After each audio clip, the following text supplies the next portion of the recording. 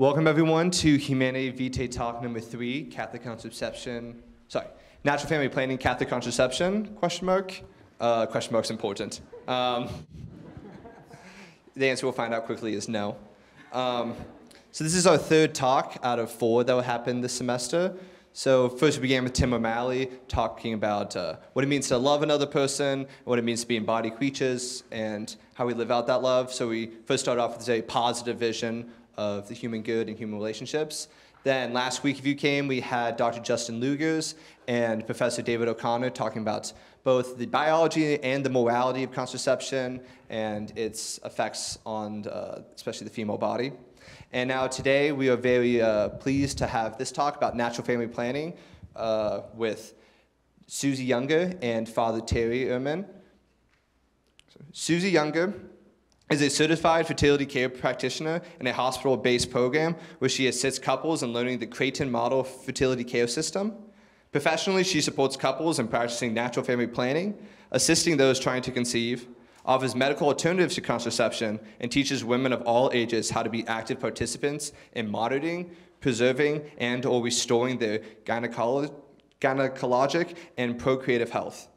She serves here at the University of Notre Dame in campus ministry as the coordinator of marriage preparation and is active within the Nicholas Center of Ethics and Culture, both as a faculty for the Vitae Institute and in leading Vocation to Love, a weekly women's discussion group exploring questions of identity in light of our Christian faith and contemporary pro-life feminism. She's also a frequent lecturer on campus, preparing Master of Divinity students, seminarians, future physicians, and the general student body population to better understand the theology and biology behind the Church's teaching on marriage and family planning. At home, she strives to keep her sanity and sense of humor amidst the many demands of marriage, motherhood, and homeschooling, and looks for ways to sanctify the daily grind so that she and her family may live each day with greater faith, joy, and holiness. And if you are a Solon Fellow, you have inevitably run into her husband, David Younger, and they are blessed with 3 beautiful children. Father Terry, who will be speaking about the morality of natural family planning, is a CSC here at Notre Dame, and he investigates the relationship between theology and science, particularly the life sciences of ecology and evolution. His interests include understanding who God is as creator, who we are as creatures, and what our relationship is to God, ourselves, and the natural world. He teaches courses in the theology department entitled Science, Theology, and Creation, as well as Theology and Ecology. And most importantly, he is our chaplain for Right to Life, if you've ever been to a Right to Life Mass. Upcoming events, next week we are co-sponsoring a debate with the CCCG on abortion on Tuesday. This will feature Alexandra DeSanctis from National Review. She's also an alumna of the university, and Jill Philoprick. She's the pro-abortion speaker, both very eloquent, young, intelligent women. And then the day after that, we have invited Alexandra DeSanctis to specifically give us a talk about her newest book that she co-authored with Ryan Anderson, titled How Abortion Harms All of Us. Tearing Us Apart, How Abortion Harms All of Us. And then the week after that, we have the final talk in our Humanae Vitae series with Abigail Favali, entitled Contraception and Gender, Where Are We Now? Should be very good. We're very much looking forward to having her. And with that, also, last thing, at the end of this event, we will be selling tickets to the formal that will happen at the end of Y'all Week, April 8th. All right, so please give a round of applause for Suzy Younger.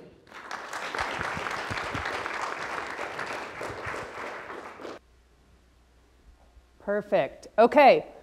So good to see you all. Thanks for coming out tonight. There's a lot you could be doing, but as the weather gets a little bit colder, I think we're all happier to be a little bit inside at this point too. I don't know, I'm all ready for the 70s at this point. I don't know.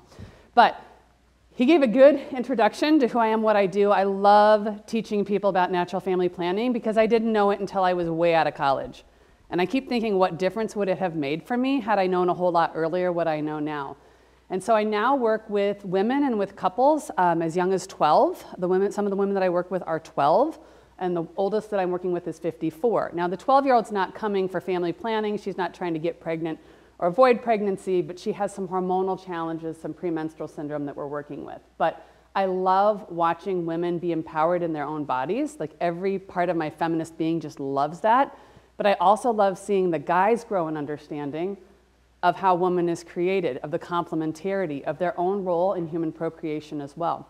So At this point, I've been doing this about 12 years, worked with well over 700 couples, so I always say it's a pretty high view of sexual relationships in the local community. You know, I think sort of the priest, you in confession, and me in the NFP classes, we sort of hear it all. We sort of know what's going on in the community. So anyway, bring a wealth of information here, hopefully that I can drill down for you guys. If you haven't met us, this is the family. Those of you that do know us know this is a very old picture. It's about almost 5 years ago old, because nobody holds still long enough to get pictures taken anymore. So this is us. Moving on. So what is natural family planning? And I don't know what Dr. Luger's covered exactly last week. I don't think I'm overlapping too much. My first question is, how many of you are familiar with natural family planning? Like, would you say, yeah, I know what it is? Okay. How many of you are familiar with the FEM model? A couple. How about symptothermal? How about Marquette? How about Creighton model? Okay. Just sort of like to know who I'm talking to. All right, so we're going back to sex ed class to start off, because if we don't understand how the body is made, none of the rest of this is going to make sense, and I can't get to the point of answering the question, is this Catholic contraception, unless we actually know what it is and how it works, all right? So natural family planning, generically speaking, is methods of family planning that are based off of the woman's menstrual cycle. It's not that we think the woman needs to be in charge of this whole process, right? Fertility takes two. Right? We can't get pregnant on our own. We need the male and the female. But men, from the time that they're 13, 14, start producing sperm, can father a child at any point, and their fertility is constant. Women, our fertility is mostly non-existent except for a few days each cycle. So the only way to do natural family planning is to monitor the woman's cycle. Otherwise, if we did it off of the guys, it would just be always fertile. Doesn't really help for planning, right? We wouldn't have any information to go off of. So there are different ways that you can do it. You can do basal body temperature checks, because the woman's body temperature rises as ovulation approaches. Estrogen is increased, and it has a thermogenic effect that raises her body temperature. That's one way. Cervical mucus checks also. I know everybody's like, wait, what are we talking about here tonight? That's right, cervical mucus. We'll talk about it a lot. And also cervical checks. Okay, so we'll do all of these things. If you look at the top, these are systems of natural family planning. And if you look at the bottom, these are artificial forms of contraception. All I'm doing right now is laying out effectiveness rates. So if you look, everything in the white, I mean, is 89.4% or higher. Most of them 96, 99% or higher, okay? Artificial routes, 85, 91, 92. Okay, so when people say they don't want to use natural family planning because it doesn't work, that's not a scientifically valid reason. They do work. Actually better than the artificial contraceptions. The difference is that we have to learn it well, and we have to make sure that we're not using grandma's old rhythm method, calendar method. We have a lot of science, really, really good science now. We can tell very specifically days of fertility and infertility. So we have to make sure we have a quality system, which is why I listed those other systems at the very beginning. Those are the ones that I would consider to be among the more scientifically accurate systems that are out there. So this is sort of an example of what a natural family planning chart might look like. This is a symptothermal chart. It doesn't make a whole lot of sense to me either, because I'm not trained in this. Okay, so if you look at this and think, wow, that's really confusing. Okay, what we're looking here is we're cross-checking temperatures, and you see the temperature does rise, right, at different parts of her cycle. We're starting on the left, we're going to the right, and we're starting to raise, you know, that we see the estrogen increase the heat of the body, and her morning waking temperature rises. So we do see that about day 17. But she's also cross-checking a few other symptoms. And if she was learning this system, then she would be able to identify, hey, the days in this box, those are my days of fertility, okay? I don't expect it to make sense just staring at it right now. As I said, you learn these systems. You have instructors that guide you in how to use it. But this is one way. Another option that a lot of people are using is a system like Marquette, or a similar system that has a fertility monitor. This is a lot easier in some ways, because the woman urinates on a test strip, sticks it into the monitor, and pretty much it says, this is a day of fertility, or this is a day of infertility. Okay, and so she's able to identify, and you know, they can together decide what they want to do with that information. Now, the system that I teach, and the one we're going to spend the most time on tonight, is the Creighton model. If you look at this one just at the offset, even my daughter, when she was 5, she walked up to me and she's like, what is that? And she just liked the stickers. And I was like, oh, I'm like, well, like God made your body really beautifully and you could receive the gift of a child. You know that, right? She's like, yeah. And I said, well, God also made you smart and you can't, and she interrupts me and she goes, yeah, I know that. It's like, I'm like, okay. I said, well, he made you smart and you can identify the times that you're more likely to receive the gift of that child. I'm like, sort of like your birthday. You don't know if you're going to get your present right on your birthday, but there's a good chance, like if your birthday's in July, you're not getting the present in December, right? It's going to be a little bit before or a little bit after your birthday. And I'm like, and God made your body in an incredible way, and you can use your intellect to go figure out when those days would be that the gift of the child might come. And she just goes, I told you girls were better than boys, Mommy. And I had to tell her, I was like, that's not true. I said, boys are very, very important to this conversation, and we will have that discussion at a much later date than age 5. So, but even as a young child, like when your mom teaches about sex for a living, you're gonna get a good sex ed, right? I want her to see her body as a gift. I want her to see that this is natural, this is beautiful, the complementarity of the sex is the gift of a child. I should also mention that all 3 of my children are gifts through adoption. So their own stories weave fertility into them, right? So I think we might have these discussions a little bit earlier. But I think it's just so important to understand that this isn't rocket science, but it's also not, I can learn this a week before I need it, right? We're somewhere in the middle. We need a little bit of a balance. So there are a lot of different systems. I'm not going to go into all of them, but I think it just depends on, like, does the couple want to use like an electronic device, or would they prefer something a little bit more, simple? Do they want to double check a couple of different symptoms? Is she breastfeeding or not? Regular cycles, irregular cycles, medical conditions. I mean, that sort of helps me guide couples. Like when I'm doing when I'm doing pre-Cana, I sort of hear what they're telling me and I can help guide them to the system that might be better for them. But where we're going to go tonight primarily is with the Creighton model because it's what I'm trained to teach and what I have taught. So I can give you a better in-depth lesson, if you will, an introduction to one system. And in my experience, I find that's better than just giving a cursory view, like a surface level, to a bunch of different systems. So we're going to deep dive a little bit more. This is our office here, St. Joe OBGYN. Anybody here last week saw Dr. Justin Lugers? Okay, he does the same type of work we do, but he does it on a family practice level. So he does a lot of what I'm talking about. He's also trained in, but he does it family practice, and we're the OB side of the world, okay? So our patients come for all the reasons that you see up here: avoiding pregnancy, achieving pregnancy, infertility, miscarriage, endometriosis, irregular periods, premenstrual syndrome. I mean, you name it, we do it, okay? And what I often tell people is that you might not be experiencing things, so I'm speaking to the women because the guys, you're not experiencing these things right now, okay? But the women, you might not be experiencing these things now, but you might in the future. And even to the guys here, you might not, be in a relationship where this is necessary for you personally right now, but you're in relationship with women, right? You have sisters, you have mothers, you have women that you care for in your life. And so understanding how their body works and as I said, the complementarity of the sexes, I think is very empowering, honestly, for all of us, right? So these are what our patients come to us with. I do need to update that slide. The youngest is actually 12, as I said. So my clients that I see are in 35 states and 11 countries. So just had a consult in Tunisia, which was really cool. I've got a baby in Japan that I hope to go see someday that I've never met, right? It's just, we could do a lot with telemedicine as well. So the advantages are that it is medically safe, reliable, comparatively inexpensive, but I think what gets to the heart of what Right to Life is after is the really the second to last, that respects the dignity of women in marriage and also the life of the child, right? So as we look at this, natural family planning, all of them, okay, are highly effective. Some of them are more skilled in certain ways than in others. So the Creighton model is very good with regular cycles, but it's also very good with irregular cycles.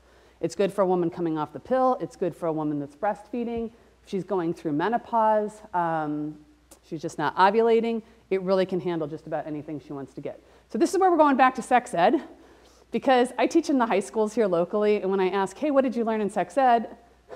I could write a book of all the crazy stories that I have heard from what people did or didn't learn in sex ed, or if they even had it, okay? Like a lot of people didn't even have a health class that taught them about human procreation.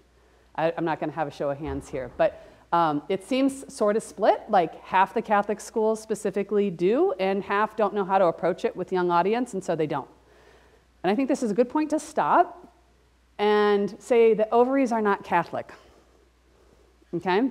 So we're at a Catholic university. Oftentimes in Right to Life, it's a fairly predominantly Catholic group, but it's not entirely. And natural family planning is not Catholic.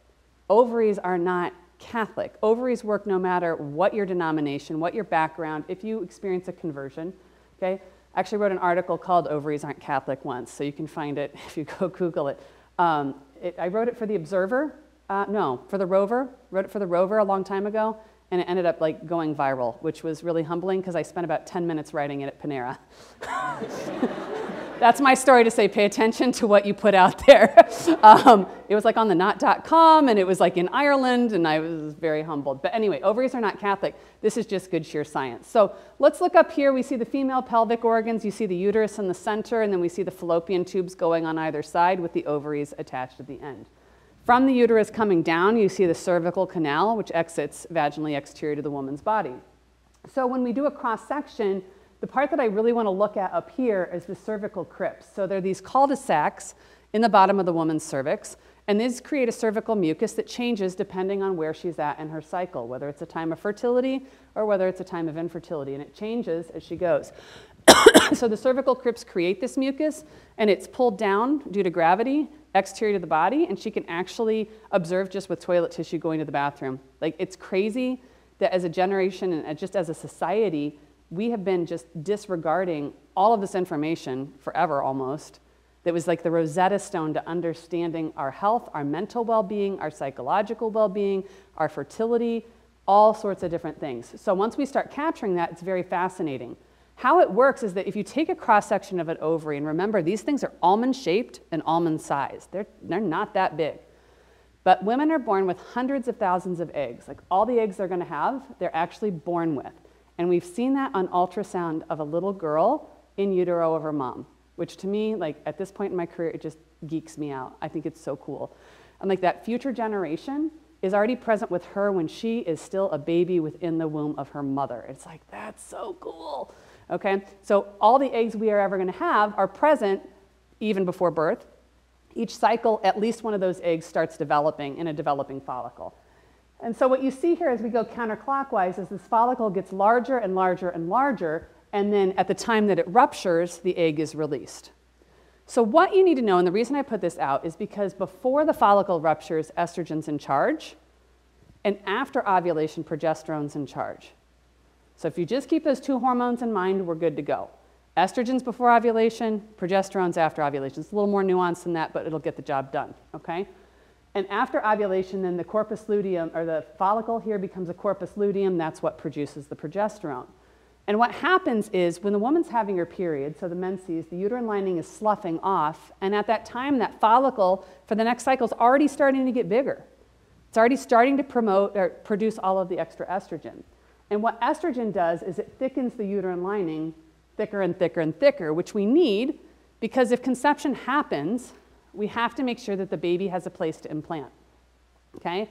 So imagine I take a tennis ball and I try to adhere it here to the chalkboard. If I'm like daring to do it to the chalkboard, the tennis ball is going to fall right off, right? There's nothing there. Estrogen is what would make my chalkboard, so to speak, like a nice quilt batting or a down comforter, right? Something nice and cushy that we could nestle the tennis ball into, and that's where implantation occurs. So I like to myth bust one thing when I speak to pro-life groups. There is this myth out there that contraception causes abortions. And I say myth because we can't say that, and if we're going to accurately be pro-life, we have to have our facts straight. We can say that some types of contraception can possibly cause abortion, okay? But we can't say contraception causes abortion. It's not that simple. But the way that it could is what I just explained. One of the ways that the contraceptive pill works is it renders the uterine lining very thin, so it is like the chalkboard. So that even if she conceives, okay, even a woman on the pill every single day, every single cycle could still ovulate statistically. She could have breakthrough ovulation 1 in every 10 cycles. So 1 to 2 times a year, even if she's taking it consistently. If the egg gets through, the sperm meets the egg, we've got a pregnancy, but now can the baby implant, right? And if the uterine lining is too thin, then she'll actually lose the pregnancy, couple weeks in probably, okay? So I like to myth bust that just there real quick. But after ovulation, then progesterone takes over, and it does make a nice, nutritious place for the baby to survive until the placenta takes over, okay? I should have asked, any pre-med folks in here? Yeah, there's my people. Good to see you. Come find me later. Okay. So quick review. Men are always fertile. As long as their fertility is intact and everything is healthy, then we would expect them to be able to father a child at any point. Women are most times infertile, and ovulation occurs only on one day in each cycle. Okay? And the egg only lasts 12 to 24 hours. So on the day, I tell my kids this, I'm like, on the days that you feel like down in the dumps and you're like, am I a mistake? Like, why am I here? What's the meaning of life? Like, we have these moments, right? I'm like, just remember that the egg that made you had a 12 to 24 hour lifespan, okay? I'm like, you are not an accident. It's more miraculous, and my grandfather was an OBGYN, and he always said it was more miraculous that we were here than the fact that we aren't. He's like, what it takes to actually get a human being to come into existence almost defies science, like the probability, okay? But, so the egg lives 12 to 24 hours if it's not fertilized. The interesting thing is that sperm needs cervical mucus to survive. So sperm are sort of like fish, all right? You put a fish in a fish tank, and it can hang around for a while. You take the fish out of the fish tank, it's not gonna make it very long. So you put the sperm in good cervical mucus, they can live for 3 to 5 days. But if you don't have good cervical mucus, the sperm are going to die within hours. So this actually takes that window of 12 to 24 hours where the egg's viable, and it gives us a little bit of a bigger window for conception to happen. Because you could have intercourse and actually not get pregnant until 5 days later, which sort of blew my mind the first time I heard that and sort of wrapped my mind. I was like, wait a second, what? Because the sperm can live within the woman inside the cervical mucus even if her body has not yet released the egg at ovulation, okay? So interestingly, on a bioethical level, when we get into emergency contraception, people say, well, in cases of violence or God forbid violence, God forbid rape, but that it would be okay to terminate a pregnancy. I mean, at least from a Catholic bioethical level, we would say no, but there is a possibility if she has not yet ovulated to prevent the conception from happening. How is that possible? Because after the act, it could still be up to 5 days until the egg is released, right? So I might leave that in your ball.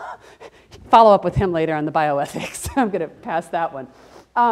So hormone estrogen reaches a peak the day before ovulation, and then it dives off. So you see it spikes and then drops down, and then we see the dotted line, and then you see the progesterone take over after that. When that estrogen level's high, the cervical mucus actually is structured like swimming lanes. Okay, so the sperm literally can jump in and swim right on up. And during a time of infertility, post-ovulatory, the progesterone takes over, and it's like a spaghetti bowl or a brick wall, and the sperm actually cannot get through. So this is what is sort of insane, is that we're sitting here using contraception, we're adding hormones to the body, we're manipulating our fertility in an attempt not to have a child, when the body already functions in a way that most of the times of each cycle, you can't have a child anyway. Okay, like literally the woman's cervix is closed, it's hard, it's lowered, the cervical mucus is like a brick wall, the sperm can't get through, the egg's not present, right? This is what naturally happens. But then at the time of fertility, then the cervix is open, it's soft, it's raised, the cervical mucus is saying like, beam me up, Scotty, right? Like it's literally making pathways for the sperm to get up there. And I love telling the high school students this, the urge to merge is greater. That's beautiful. Right? It's beautiful. It's a natural working of the body. Like libido's higher at a time of fertility. So guess what? If a couple, and I don't care whether it's married, unmarried, what have you, if they are trying to make sure that they are not going to have intercourse, whether it be pre-married and choosing abstinence, whether it be married and choosing a time to abstain from trying to have children, you're really hot at the time that you're ovulating, ladies. Like, it's just a thing, because there's this biochemical that circulates, and it almost works like a beaconing call to attract, okay? We see it in nature all the time. Look in your backyard right now. Well, not your backyard. Look on campus. Look out your windows of your dorm rooms. Okay, there we go, right?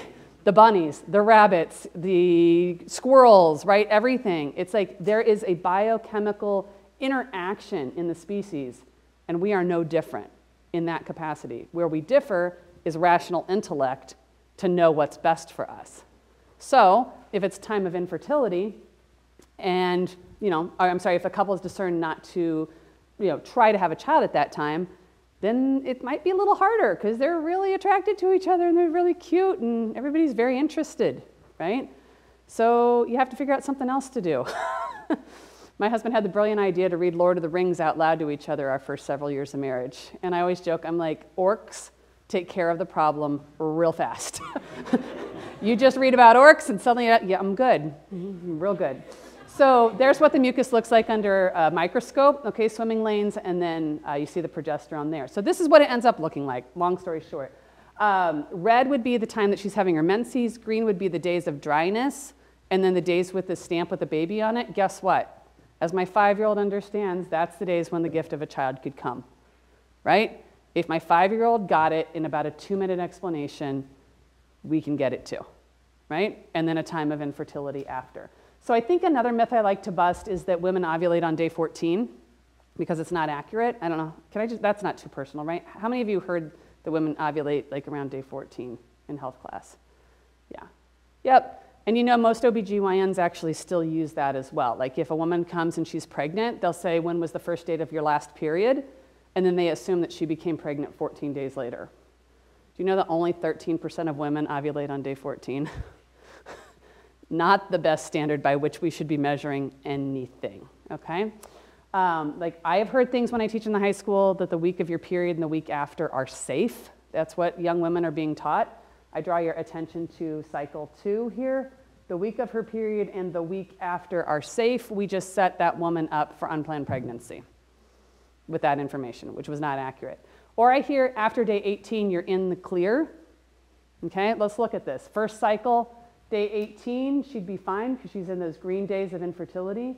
The second cycle, day 18, she'd be fine, days of infertility. Third cycle, day 18, how are we doing? We just set her up for an unplanned pregnancy. How about having her period? Can women get pregnant on their period? Yes, we can. It's not the bleeding that makes us fertile, but the bleeding can cover up the cervical mucus. So in this first cycle, there was none during her period. The second cycle, her first sign of cervical mucus started right here on day 4, right? Remember, let's do this real quick. Sperm can live 3 to 5 days, right? So let's say they have intercourse on day 4. Sperm can live 1, 2, 3, 4, 5 days, all the way up to day 9, without trying to do too in-depth of an introduction. I'll just tell you that the egg could be released either 3 days before or after that pee, okay? So we have 3 days of overlap that pregnancy could happen from an active intercourse while she was having her period. Can you imagine, and this is where I put my pro-life hat on, can you imagine how many unplanned pregnancies we could be preventing if we just had good science, right? I've not brought in the morality or the ethics, right, of it. This is just like how it works. So what if we start arming young women, young men with this knowledge? What would happen, right? I think we'd have a lot less unplanned pregnancies. So I think that's, how am I doing on time? I've lost track of what time we started. We started at 7:10. 10, so I'm 25 minutes in, about in. He's like, take my time, you got this. Trying to see what I want to do. Let me do just a quick. This would be like breastfeeding. After breastfeeding, natural family planning can get a little bit interesting, but there's also a fairly lengthy time of infertility. If the woman's solely breastfeeding, 56 days after delivery are considered to be the days of infertility, but 57 days and beyond, she could ovulate at any point. So rather than just abstain from intercourse the entire time after delivery before the periods return, we normally have her go ahead and do the charting, and then they would just time their intercourse to avoid what looks like it could be a time of ovulation. In hindsight, I could tell you it happened here at the bottom. But hindsight doesn't help anybody with intentionality and decision making, right? Like, I can't go back 4 months and be like, oh yeah, honey, we could have done this, right? Doesn't work that way. So what we do is each one of these where you see the stamp with the baby come could have actually been the ovulation. Her body was surging the hormones and it actually could have been. So it's a lot easier just to time the intercourse for days that are not those than it is to abstain for like 9 months, right? So it's not always easy, and I think that's what we have to understand is that natural family planning is not always easy. It's not always clear cut. Sometimes, I'm gonna just go through here. Sometimes we get cycles like this. okay? That's not so great, right? If this was actually a Notre Dame sophomore when I first started working with her, okay? She was a sophomore here.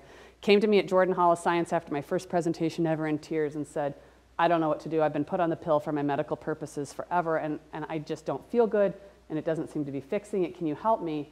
So she came off the pill here at the top, and this is what we saw. Like, her body was just like every which ways, right? So I can't stand here before you and say that, oh, well, just do NFP. It's always easy. It's the answer to everything. It's like roses and sunshine and all the good things. Sometimes it's really hard, right? Sometimes you have to figure it out, and it can take a bit of time.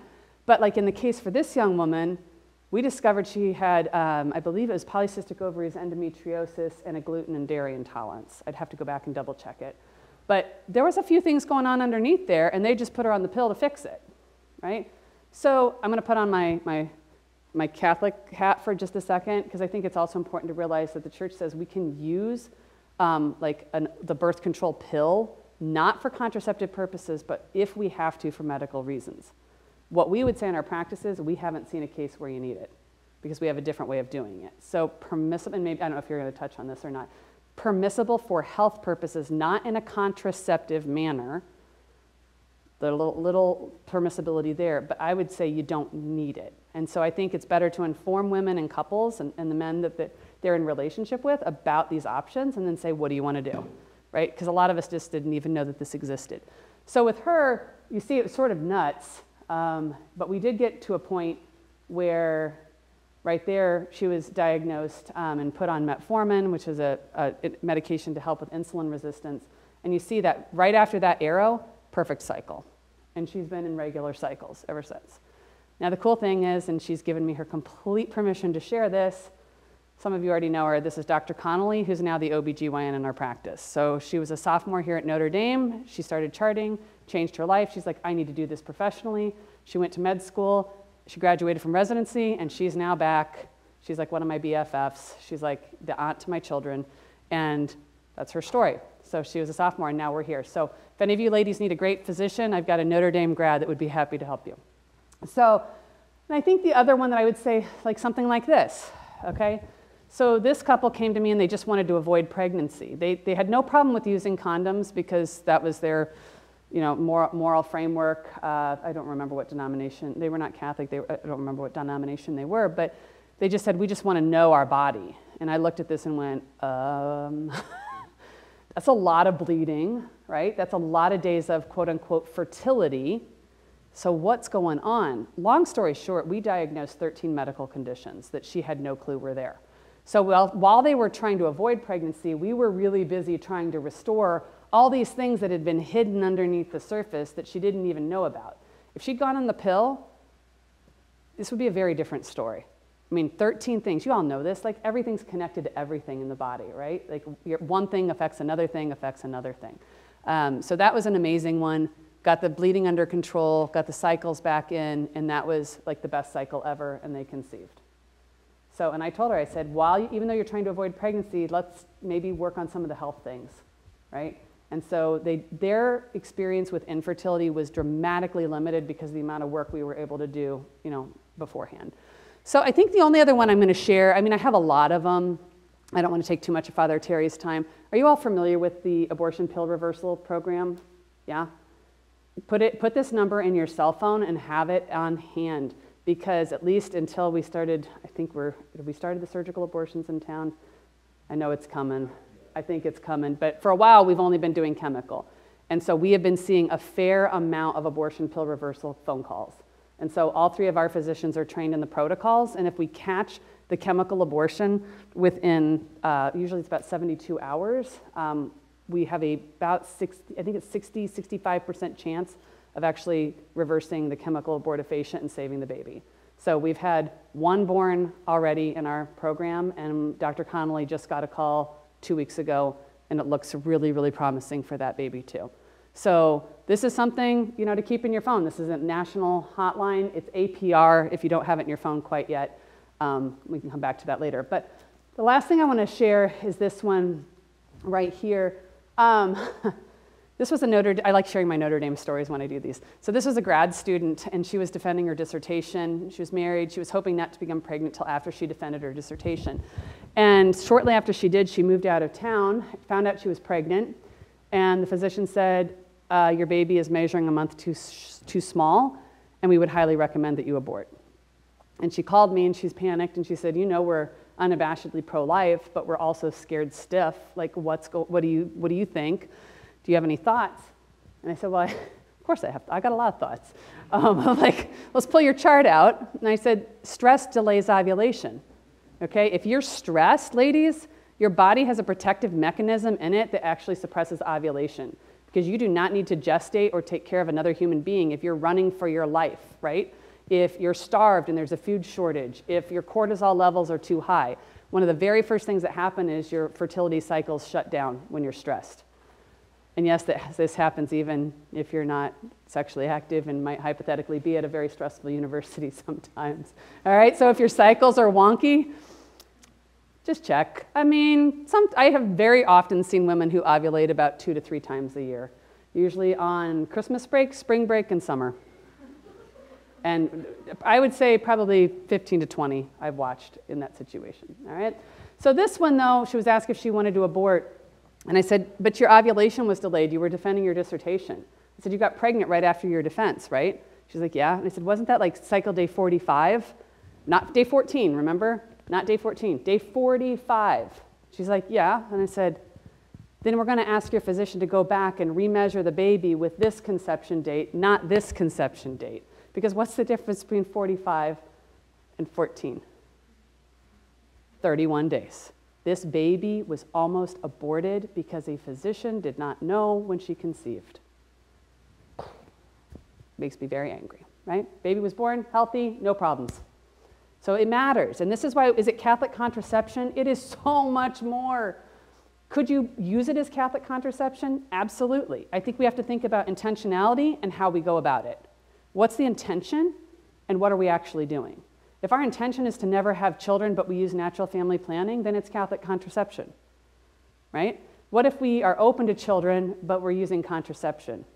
Well, there's an issue there too. What if we're open to children and we're open to honoring how the body works, not thwarting it, not shutting it down, not doing anything, right? Then both are in balance. But I have seen everything from a couple who never, ever, ever, ever wanted to have children and just always used days of infertility, right? Forever. Like, as far as I've known them like 6 years. So I could say, yeah, that's probably a good case of Catholic contraception, at least a strong possibility. We don't know the full intentionality of a person's heart, right? But I could say that's probably the most extreme case I could come up with. But then I have another couple who has 7 children, one is space, they're just about 30 years old, 7 children, and they come to me and they say, we want to avoid pregnancy for a bit. And I was like, I bet you do, right? You're probably really tired. But again, I'm an only child with 3 adopted children, so this is not exactly my personal lived experience. And I was like, I can understand that. But then it shocked me when, several months in, there's this little glisten in their eye in my office. They're like little sparkly eyes. And I was like, oh my gosh, they're going to go for number 8. And sure enough, they did. And I'm like, nobody'd ever believe me. Like, I was new in the field. I'm like, people are going to think I don't know what I'm doing if they get pregnant, And here's this couple with 7 children, great, can provide for everybody, trying to get pregnant for their 8th. Would you believe it? They weren't able to their first cycle. By the 3rd cycle, they still weren't, and they're crying in my office. Did we not respect our fertility? Did we not cherish the gift of the child? What if we're done? I'm like, nobody'd believe this, right? Long story short, they did end up conceiving again, and that baby's my godson, so that was a fun story.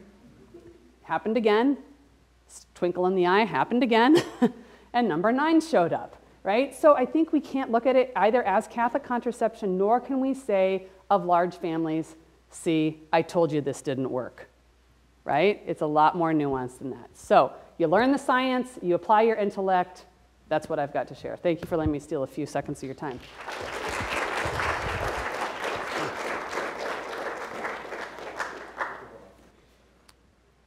All right, good evening. So I just want to start off with a story of how I actually met Suzy Younger. And it's through Dr. Lindsay Connolly, whom I knew as Lindsay Morrig, that I had returned to campus in 2012 from graduate studies.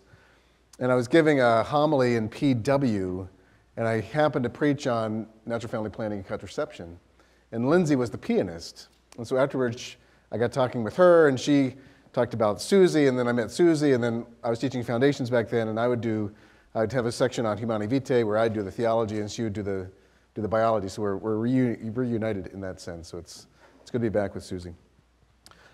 I'm going to approach this perhaps in a unconventional way, at least I think, as actually my class that I teach, theology and ecology, that I'm teaching this semester, this was the topic of conversation, so I'm drawing upon some of these things. So let's think about natural family planning and contraception. What are their differences? And I want to approach it from an ecological perspective first, just to throw us into things. So the first is there's a 2007 study. There's a region up in Ontario where there's lots of lakes, and you can do experiments up there using whole lakes as a control and an experimental. And so Karen Kidd did a 7-year study where they added to one lake the synthetic estrogen that's in the pill, 17-alpha-ethylene estradiol, at levels that are found typically downstream of wastewater treatment plants, so 5 to 6 nanograms per liter. And so they made that lake concentration that amount, and they had 2 control lakes. Fathead minnows were put in the lakes, and that was the control species that was used. And what happened over the course of that 7-year study is that the fish population crashed. Now, why is this of interest? Why 5 to 6 nanograms per liter? Why do this study? So let me just back up a second with this slide, in that water bodies across the world have lots of chemicals in them that affect the endocrine system of vertebrates and humans. And so these are naturally occurring in water bodies. So here's just a slide of the 3 naturally occurring estrogens in women, and then the whatever color that is, that kind of tealish color, EE2, is the artificial estrogen that's in the pill. As you can see, just across the world, these are in rivers and lakes, surface water, where those percentages of those compounds occur in natural bodies of water. So you can see, particularly over in Asia, there's lots of EE2 over there, not so much in North America. Or downstream of wastewater treatment plants, this is what you'll find. So it's a universal situation. This is causing, we can never identify specifically it's EE2 causing something in the environment, because there are hundreds of other chemicals that are endocrine active chemicals, whether from industry or manufacturing. Those things can also cause these. So it's not only fish that are affected, but amphibians, reptiles, polar bears, whales, dolphins, otters, minks. Anything connected to water can have gonadal problems because of those endocrine active chemicals. So this study by Jason Kidd was just to look at what's, under this controlled situation, what are the effects of this standard concentration that's often found in bodies of water. And the fish population collapsed. So here are the control lakes on the A side of the control lake, so you can see fish across all size range and years, and they're there. But when the EE2 is added, you can see the 3rd row down under B, that's the experimental lake, the EE2 is added, and all of a sudden fish population doesn't reproduce because the male fish become female. And female fish cannot reproduce. And so the fish population collapses. So if you go to the Experimental Lakes Area website, they make this claim that research shows that the World Health Organization should promote forms of birth control other than oral contraceptives to reduce stress on fisheries. So for the sake of the fish, what happened if tomorrow the pill was no longer allowed across the world? You couldn't buy it, you couldn't obtain it. What would happen to relationships on Notre Dame's campus? What would happen in our country? What would happen to dating relationships, sexual relationships? So it's that kind of question that I want us to think about. What is the difference between natural family planning and contraception? Because I think we live in a world that's been dominated by a contraceptive mentality, and we've made decisions based on that mentality. I asked my class the other day, it was just yesterday, what do you think would happen if this were the case? And somebody said, there'd be more pregnancies. And I said, you really think so? would you be more likely or less likely to have sex if the pill wasn't available? And they started thinking, well, I would probably have less sex, or one would have less sex, right? And so if people are having less sex, maybe there's fewer pregnancies. So I think that if you can just think about what would happen to your friends, whoever who's sexually active now, because the pill is affordable and it's effective and it prevents pregnancies, what changes if all of a sudden that is no longer available? Because I think what happens with natural family planning is that it's very much about relationships. And I think contraception can lead one to ignore relationships. Because I think with contraception, what it's done is it's decoupled sexual activity from procreation, right, from having a baby. It's no longer necessarily connected. And I think with 50 years of this, it's actually decoupled sex from love. There's a lot of sex going on in our world today where there's no love for the other person, right? It's a hookup, it's a chance encounter, it's pleasurable, it's fun, but there's no real connection or personal encounter with it. So what I think about natural family planning and contraception, when I was in the seminary here, so back in the late 90s, my final project in the seminary was to look at natural family planning and contraception. So I interviewed pastors in town. I got a non-random sample of parishioners, married couples that I could talk to and survey and then interview. And so some of this is going to be drawing upon some of that information. But what it leads me to think about, if one is going to live natural family planning, and one has to abstain for 7 days, 10 days, whatever it's going to be for that window, because there's only a 6-day window where pregnancy is possible. What goes into abstinence? So let's look at pre-readily available effective contraception, so pre the pill, 1960. Who was more likely to be the more irresponsible sexual partner, the male or the female? Because men, we know just from kind of societal things, right? Boys will be boys. Men can do what they want, right? Go sow your wild oats, right? This is the. So, I think what contraception has done, right? Because what happens is the woman can get pregnant, and so she's got to be the gatekeeper about whether sex is going to take place or not. Because men are going to, if it's available, they're going to go get for it, right? That's the stereotype. And I think there's truth in that, just psychologically, evolutionarily. I think there's truth in this. So the woman, there's an asymmetric aspect of sexuality, that she's the one that gets pregnant. Men don't, and they're deadbeat dads, right? They don't have to be responsible. The woman has to be responsible. But what does contraception do? All of a sudden now she's not likely to get pregnant if she's on effective hormonal contraception. So I think what contraception has done is it's made the woman like the irresponsible man. That now with this autonomous freedom, she can have sex without any kind of responsibilities, just that the man didn't have any responsibility. On the opposite side, I think what natural family planning does is that it makes the men grow up and be as responsible as the women. Because now they have to be attentive to this woman. Who is she? Where is she in her cycle? How do I have the wherewithal to say, I'm not going to have sex for this amount of time. I'm going to abstain. And that takes character. That takes morality. That takes the virtue, self-control, governing oneself, as opposed to I can just have sex whenever I want because there's no consequences.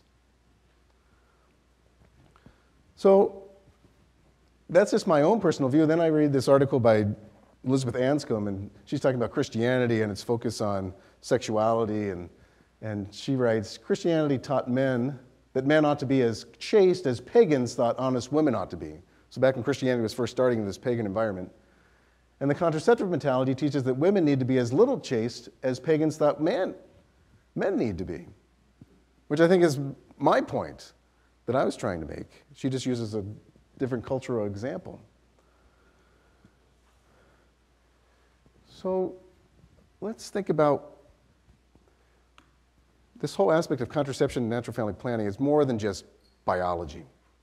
One has to know the biology, and I think that can lead you down a certain path to choose something. But let's talk about personal relationships and how that's going to play out. And I think, who does one become by living natural family planning or using contraception? What is your relationship with for a man's perspective, what's your relationship with a woman if she's on the pill versus if you together are going to live natural family planning? Because contraception is asymmetric. It's just one person. The guy's on the condom, the woman's on the pill. Maybe there's sterilization, right? It's one person that bears the burden, so to speak. But with natural family planning, the couple has to work together. And I think what makes natural family planning work is also what makes a marriage work.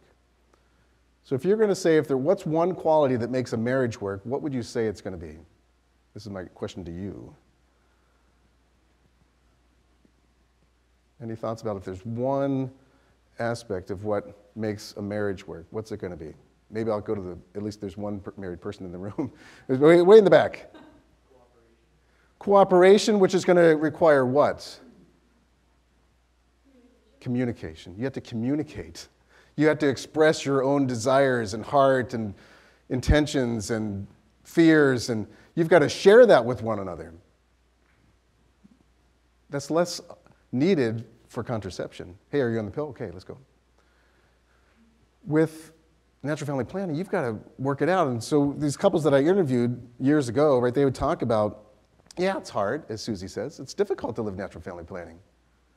But it's a human response to a human reality of bringing forth the dignity and gravity of bringing forth a new human being into the world. This isn't a commodity. This isn't some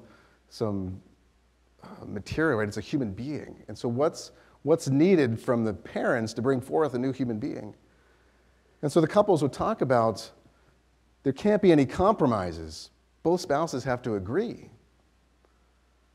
Right? So there's communication is at the heart of how natural family planning works.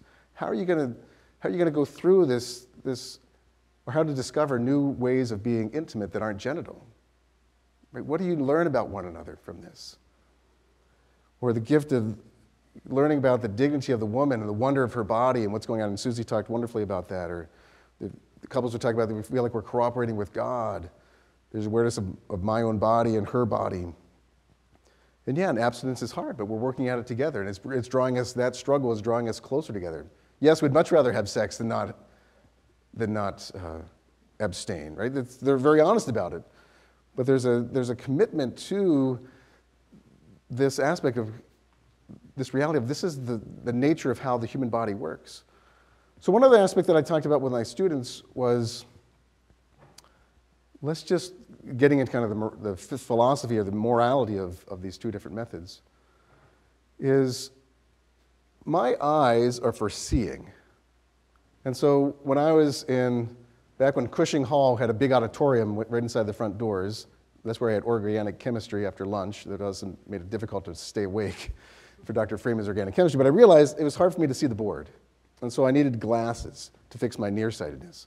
So glasses are a medical device to help me see better, to restore my natural order towards seeing. Or my ears are for hearing. Right? Health is a natural part of us. Right? When we're sick, we go to the doctor. We've got a temperature, we're sneezing, we're blowing our nose, right? These are indications that we're unhealthy. So where do we put fertility? Is fertility part of the natural health of a man or woman? I'm going to say it is. And so if your healthy body is to be fertile, the most common form of contraception in the United States, for women 15 to 49, is female sterilization, right? The intentionally making oneself unfertile, taking away your health. It's destroying your natural state of health. And the pill does the same, right? It's a chemical way to make you infertile. It's taking your natural system and making you infertile. And is that rational? Is that reasonable? To take your health and to intentionally get rid of it? Natural family planning never gets rid of the healthiness of fertility. It uses the indications of where you are in your cycle to say whether or not you can try and achieve pregnancy or avoid pregnancy, because you can use it for both. Contraception is only to avoid pregnancy. So let me just talk about this in terms of relationships between men and women and making men grow up, right? Because patriarchy has had a long sway in our culture, right? I think there's just the part of the fall that affects men is that we tend to dominate women. And we can see this throughout history. When I would talk with a woman who was teaching natural family planning in the diocese 20 years ago, she would talk about going out to the Amish community and the difficulties she had. Are you familiar with it? The difficulties that she would have because they're sad. You think, okay, if anybody's going to be open to this green method, it would be people who have a lower level of technology that they intentionally use. You think they're more open to a green method that's just respecting the natural rhythms of the body. But it was very difficult because the men, as this instructor said, the men should be unbridled. They shouldn't be in any way restrained by anything. If they want to have sex, they should have sex with their wife. There shouldn't be any reason for them not to. And so here's a Christian community that's resistant to natural family planning because of the view of who the man is, what the man should do. The other example is from India. And there's a woman, Jo McGowan, who lives in India, and she practices with her husband natural family planning and teaches it. And she writes this: many women here have asked me what I do about family planning, right? This is a very populated country in our world, right? The second most populous country. When I explain the concept of NFP, their eyes light up at the thought of an effective, I am their proof, method which is free, totally without side effects, and which won't keep them out of work for even one day. But when they realize the implication of a method which requires that their husbands not only respect their bodies, but accept them as equal partners in the sexual relationship, their faces fall. Their men just aren't ready for such a radical change. There's something about what natural family planning draws out of the human to be fully human and to respect the spouse, the woman, as an equal partner that in India, typically they're not ready for yet. The man is above the woman, and he should in no way be limited by abstinence. So I think those are just some of the human aspects of natural family planning, what it does to the person versus contraception. I know I've just got maybe a minute or two left.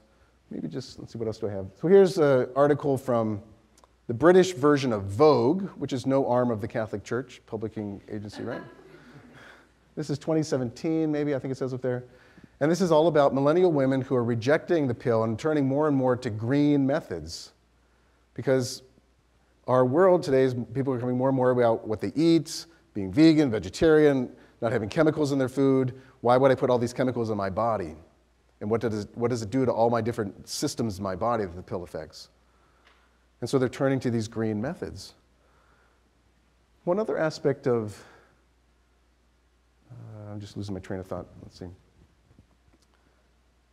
So let me just talk about the key point, and maybe when you talked about this in a previous thing with Humanae Vitae, you might have done this. So just so we're clear of what Humanae Vitae teaches, the Catholic Church teaches.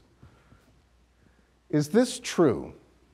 No couple may engage in marital intercourse without the intention to procreate. Is that what Humanae Vitae, is that what the Church teaches about marital sex? The answer is no. You don't have to intend with this very act procreation. I've talked to married couples, and that might be the last thing on their mind. They're celebrating an anniversary, their job promotion, whatever it is, they're celebrating their love, and the last thing that might be on their mind is having a baby. They're celebrating their union with one another. Now, they're not putting anything in the way of that baby coming forth, if one's going to come. So that's not true, this one. And neither is this. No couple may engage in marital intercourse at times when they think procreation is impossible. So can you have sex on the infertile days? Yes. The Church has never said you can't not do that. So what the Church teaches is that it's wrong for those who engage in marital intercourse to attempt to impede the transmission of life which they think their act otherwise might bring about. The sexual act itself is ordered toward procreation. This is how it happens. There's no other way, apart from taking sperm and egg and putting it in a test tube to make a baby, that by nature, babies come about. It takes a man and a woman, and that their love for one another overflows naturally into this possibility of new life. That sexual act unites them, and it's intrinsically related toward a baby. And this is why, for people that, because I always ask people if they're having sex, are you ready to be a parent? Because what you're doing can bring about a baby. Are you ready to be a mom today or a dad today? And so if one is taking means to try and prevent the natural end to which that act is directed, that's what contraception is. It's acting against the natural order of where that act is directed. So I think with that, I think my time is up. There's lots of time for questions, right, forthcoming, but that's the overview, just to talk about the relational aspect of this. And so I thank you for your time.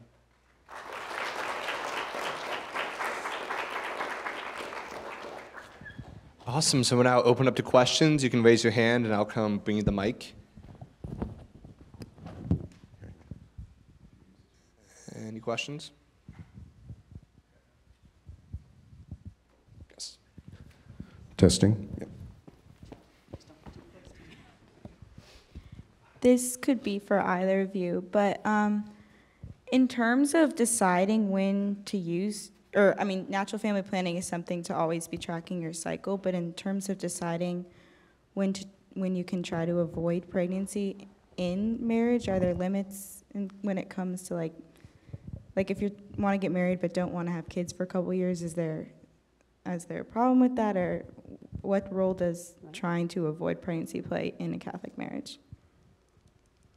So let me just go back to what Suzy had said about if you are intending in your marriage never to have children, right? That's your intention, to never have children. The Catholic Church is against that.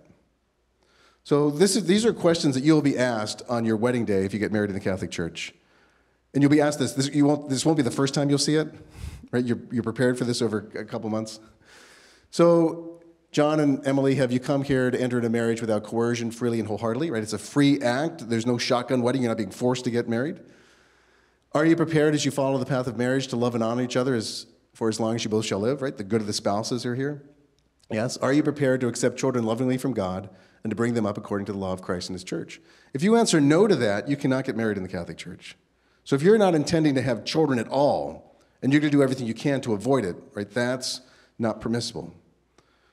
But what the Church says is that you don't have to have, every sexual act doesn't lead to a child, and you don't have to have as many children as physically possible. The Church has never taught that. So what the Church teaches in terms of responsible parenthood, so this is coming from Humanae Vitae, paragraph 10, is that with regard to the biological processes, responsible parenthood means an awareness of and respect for their proper functions, and the procreative faculty of the human mind discerns biological laws that apply to the human person. With regard to our innate drives and emotions, responsible parenthood means that our reason and will must exert control over them, so we can use our intellect to guide our desires and our bodily actions. So with regard to physical, economic, psychological, and social conditions, responsible parenthood is exercised by those who prudently and generously decide to have more children, and by those who, for serious reasons, and with due respect to moral precepts, decide not to have additional children for either a certain or an indefinite period of time. So not for frivolous reasons, but for serious reasons. Maybe it's the health of the spouse. Maybe it's your psychological ability. Maybe you don't have the funds to raise children.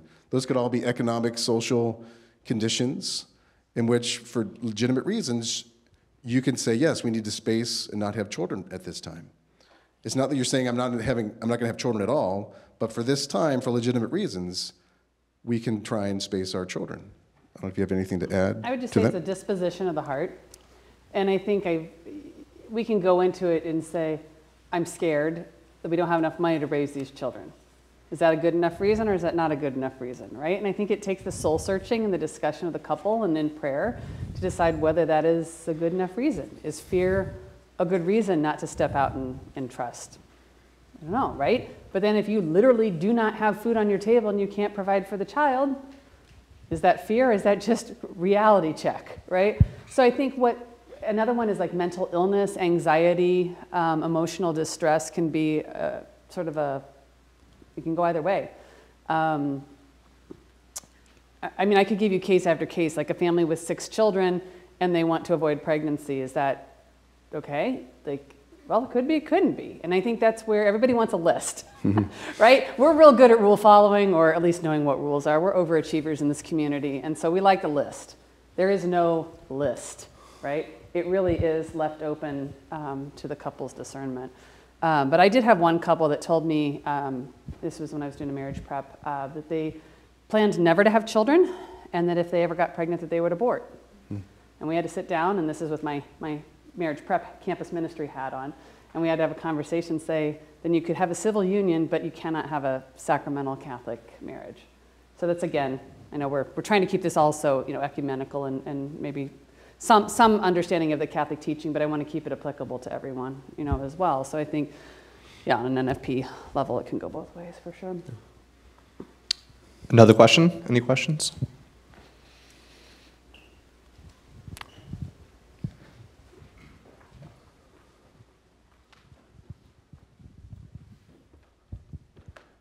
So I guess this is kind of more to the Catholic side of things. So if a child is a gift from God, how do you reconcile, like, I'm going to decide that I want to have kids versus I don't want to have kids, and so I'm going to plan my sexual intercourse around that. And so basically saying, I prefer a planned child over an unplanned child. So basically you're asking that if God is if the children are a gift from God, God's going to figure it out for us. Is that kind of thing? I think, as Thomas Aquinas would say, God's providence works through our reason and our activity. And that he doesn't just plan things out without us. Thomas Aquinas would be very clear that providence works through the agents of creatures. God works through secondary causes. He works through us. And so we participate in this creative plan that God has. And so there's no obstacle to saying, because otherwise, I guess it removes kind of our responsibility for our spousal relationship with one another. And I think it's always prayerful discernment, right? What is God's plan for us? And the couples I would talk to, that's a sense of, is God calling us to more children now, or is he not? And if he's not, then you better know your cycles, or there's probably going to be a baby, right? Would be my sense. So I think God's plan and his providence works through our agency, would be my theological response. I think the other thing on a medical level, though, is just because you have intercourse on a day of fertility doesn't mean you're going to have a baby. Like if a couple uses a day of fertility, it's about 76% likelihood that they'll become pregnant on that first cycle, which is pretty good, right? By 6 cycles, then it's 98%, but that's still not 100. And I mean, a lot of you know our own story. We've been married 16 years. To our knowledge, we've had 0 conceptions, right? So like I can tell you all these amazing stories of infertility clients I've worked with that we've been able to help, but on the other hand, I'm my own worst case, right? For which it's like, I actually don't like the term natural family planning, little known secret that NFP teachers probably shouldn't say, but I think it gives us too much of a sense of control. You can't plan life. Life isn't ours to give and it's not ours to take. So if I could rename it, it'd be like natural family preferences or something like that, because you can't plan, right? Like for 16 years we've been married and would love the gift of a biological child. Cherish our children through adoption, would love to add some more to the clan, right? But on the flip side, I see couples that, they really don't want to have a baby, and occasionally they will use one of those green days. In an act of God-defying science, they become pregnant. Like I've had 2 in 12 years, 700 couples in all of those cycles. I've only had 2. And I, to this day, don't know how that baby came into existence. It actually would be a bona fide miracle because scientifically it shouldn't have happened. So I think we can express our intentions, as you said, but also at the very beginning, it's like God's the author of life, right? And I think when we do infertility workups at our office, we sit down and a lot of us have that conversation with a couple at the very beginning and say, we'll do everything we can to help, but we cannot make a baby, right? Even if you go all the way to the artificial reproductive technologies, test tubes, embryos, sperm, genetic, manipulation, like, you still can't necessarily get it to work. In fact, what we're doing to overcome infertility is more than 3 times more effective than IVF. So when we restore the body and let the body do what it needs to do naturally to make babies, it works better than IVF, right? So I think we can't take ourselves too seriously either in the planning or in the ability to bring a child about or prevent a child from coming into existence.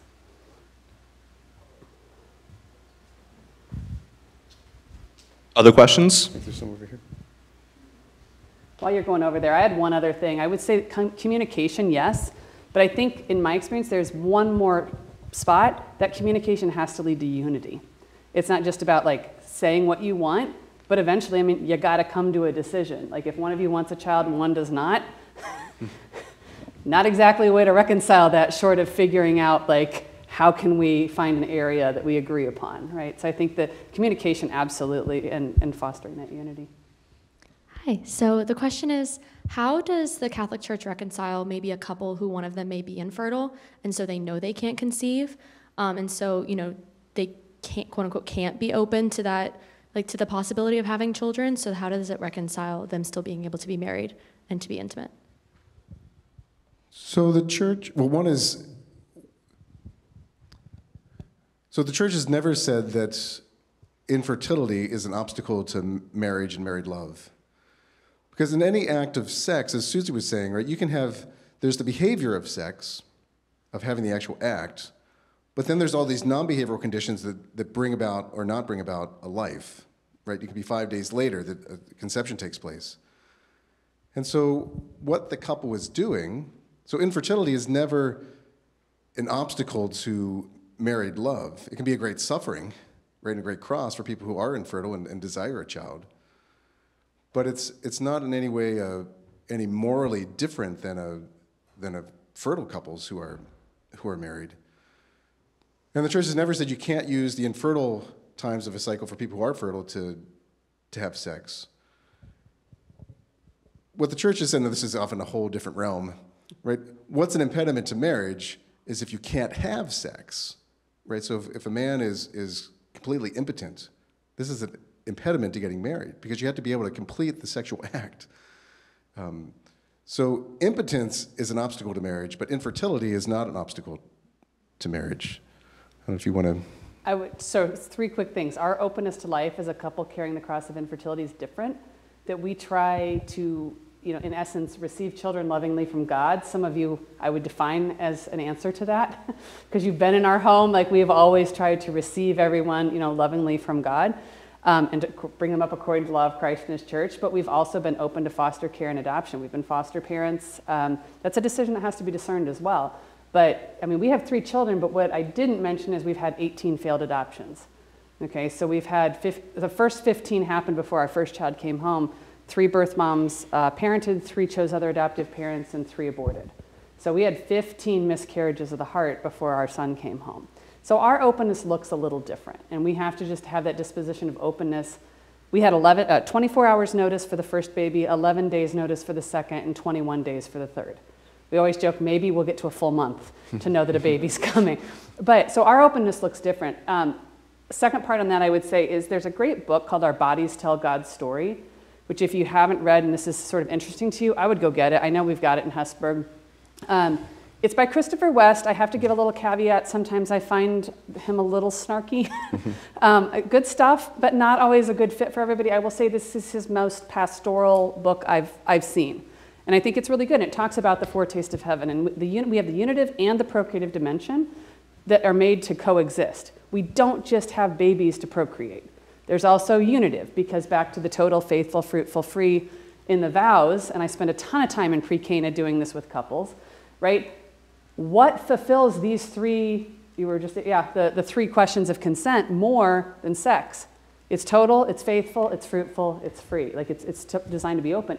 And it's that foretaste of heaven, right? And it's interesting because my 11-year-old, and I have his permission to share this luckily too, because it was fantastic conversation that about drove off the road. But we're driving to the grocery store of all places, and he's like, "Mom, what do you do at work?" I was like, you mean at Notre Dame, like with marriage prep, or do you mean at the hospital in NFP? He's like, at the hospital. I'm like, well, I teach people how to help babies or not. And he's like, yeah, but what do you do? I was like, oh, we're going to do this now. And I said, well, and I gave him, I'm like, well, he understands, intercourse. And I said, well, you just teach them how to time their intercourse. And he goes, well, why would you want to have intercourse if it wasn't to have a baby? Which part of my mama heart was so proud, because I'm like, he gets the unitive and the procreative, yes. And the other part I was like, I just sort of laughed. I was like, because it's really fun. I'm like, because it's pleasurable, it's beautiful. It's a foretaste of heaven. God made it to image the unity that we long for with him. And he just sits on it, he goes, it's pleasurable? And I'm like, yeah, buddy. I'm like, it can be mind-blowing. I mean, it's not always great, right? Like 700 couples experience tells me it's not always great. But it can be. It can be just an absolute mind-blowing foretaste of heaven. And even our bodies, like God could have made it, took out the trash tonight, or it could be painful like cats, right? Google that later. But he didn't. He made it so that it was pleasurable. And he sits on this for a little bit, and he comes back to me, and he goes, is it powerful enough to cast a Patronus? And I lost it. I about drove off the road, and I was like, yes, sexual pleasure is powerful enough to it is that beautiful thing that we think about that is just this life-giving force. So I guess I would share those 3 thoughts as sort of a tangential answer to your question. As a real tangential, just as the celibate in the room. Which gives up something beautiful. Have you ever had, people talk about cake and it's called better than sex? I would joke with people, it's like almost as good as celibacy. But actually, Our Bodies Tell God's Story has a beautiful chapter on celibacy and how it relates. I really recommend the book. It's very, very good. Awesome. I also read it. Very good, too. Personally recommend. All right, any last questions? We have time for one more. Awesome. We need escalators in here. I'm already starting to plan my escape. So this is mostly for Father Terry, but I think either of you could answer this. This kind of goes on the topic of unitive and procreative significance of sex. But Father Terry, you mentioned about how the decoupling of sex from procreation also decoupled sex from love. And I think you had more slides on that you had to kind of skip through, but I was wondering if you could talk a little bit more about that and how that kind of happens. So I think just sociologically what happens with the pill that's universally available is what does it do to people at large and the way that they think about relationships? One book, a book that I would recommend would be Cheap Sex by Mark Regnerus. He's come here and talked at least twice in the last 5 years or so. He teaches at UT Austin. He's a sociologist. And talks about just how... So I think that what happens is, with the hookup culture, which from my sense isn't really about love, right, is not possible without contraception. I mean, could you imagine, how are you going to do that unless there's going to be lots of pregnancies most likely happening? So I think that things like the hookup culture are not going to be possible without widespread available contraception. And so what happens to relationships? They just become train cars coupling on and coupling in the night rather than sex being something that bonds people, not just for a moment, right? There's something powerfully bonding about sex. That's why people do it. But when two people are just doing it for a night or a hookup, it's not the same kind of relationship that is that of a married couple that's going to spend a lifetime together. Right? Where's the love of the... So I think it's that kind of thing that I'm getting at, that it decouples, that sex just becomes it's not love, it's more lust, it's more... Or here's an example. I think I have a slide on it. I've got the actual photocopy from Time magazine when this came out. Here it is.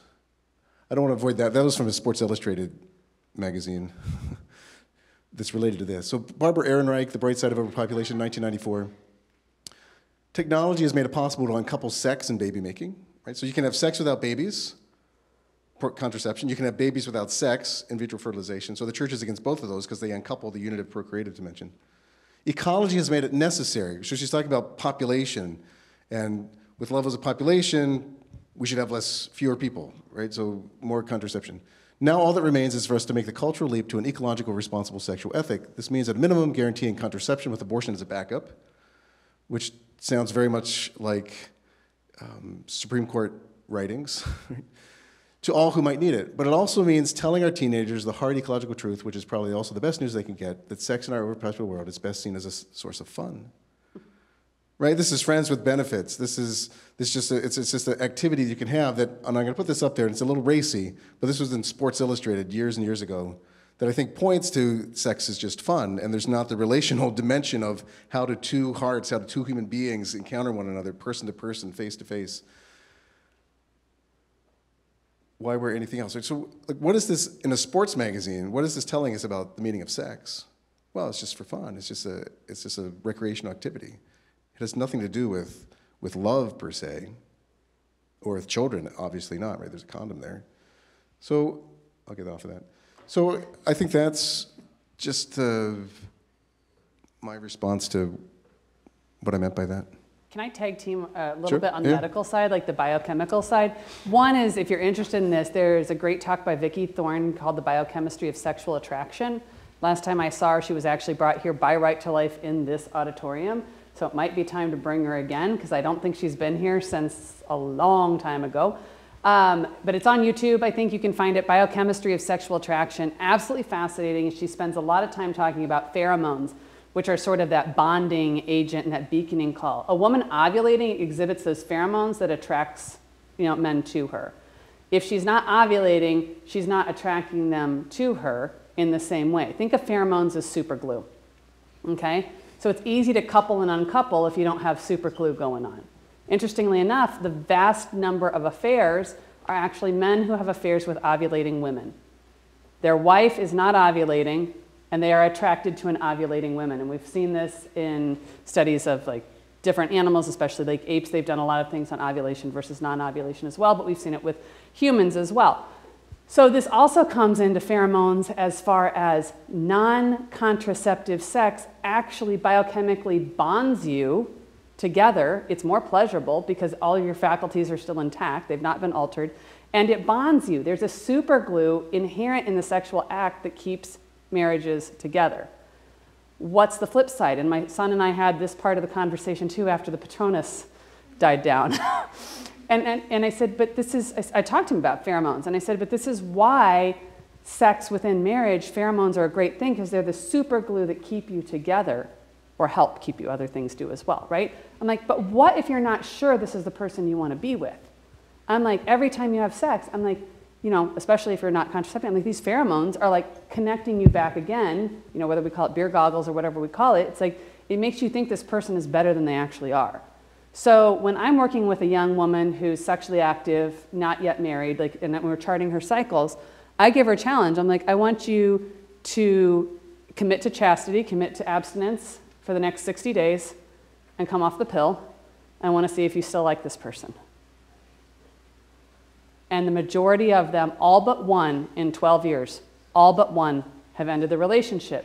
Because when the sexual superglue is not there and their hormones aren't changed, and actually Vicki Thorne talks about how hormonal birth control changes who we're attracted to, then it changes things, and it's almost like, oh, I can see clearly.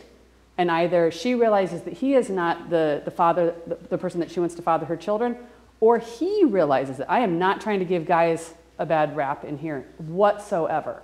We all need this clarity, right? So it's just interesting, sort of just a tag on, I guess, about the pheromones and how they work in relationships.